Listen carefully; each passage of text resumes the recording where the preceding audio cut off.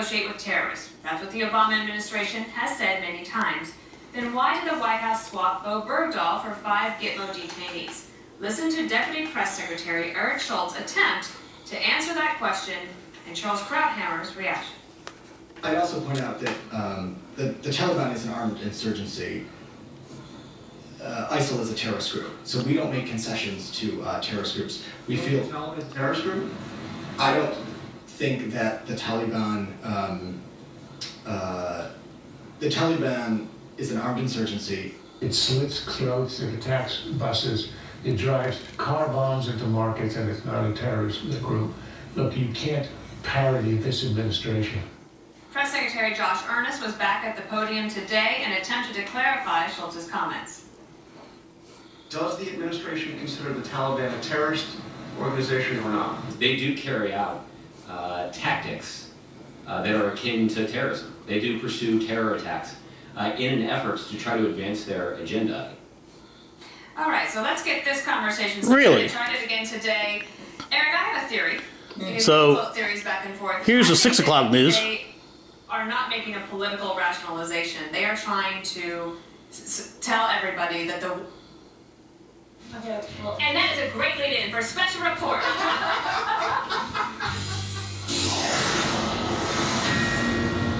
This is a Fox News alert. I'm Brett Baer in Washington. A U.S. official is now confirming to Fox News that one of the 5 Taliban leaders recently released from Guantanamo Bay for Bo Bergdahl has been intercepted making phone calls to other Taliban personnel. The 5 were traded for Sergeant Bo Bergdahl and are supposed to be monitored by the Qatari government. So with that, what do we know? Joining us now, National Security Correspondent Jennifer Griffin, who is at the Pentagon. Jennifer, this seems like a startling revelation from all that we've hearing over the past couple of days about the Taliban. Well, it's interesting, Brett. The Pentagon is downplaying this story officially, but a senior U.S. official tells Fox tonight that the U.S. has intercepted telephone calls placed by one of the so-called Taliban 5. They didn't say which one.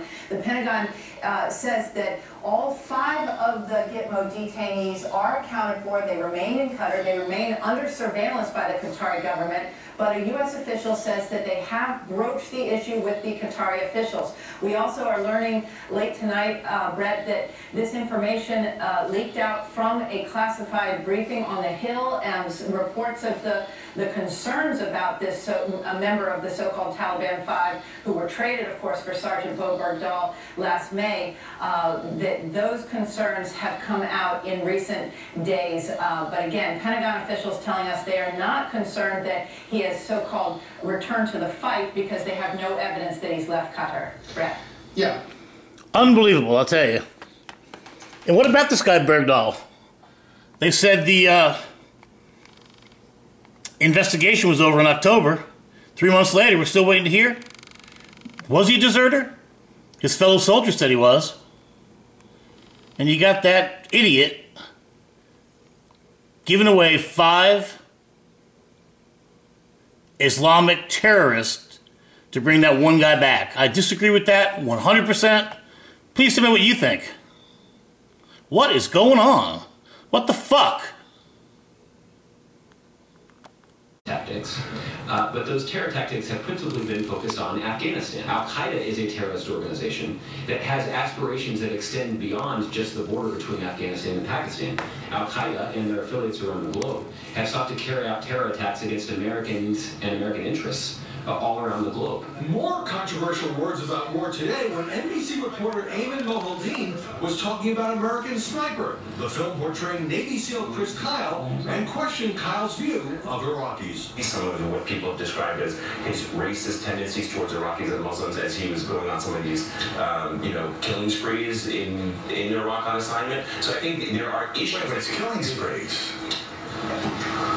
When Chris Kyle was going on killing sprees? A Navy SEAL doing his duty in Iraq should hardly be described as going on a killing spree, any more than a news organization should avoid calling terrorists by their rightful name. Brett? Howard, thanks.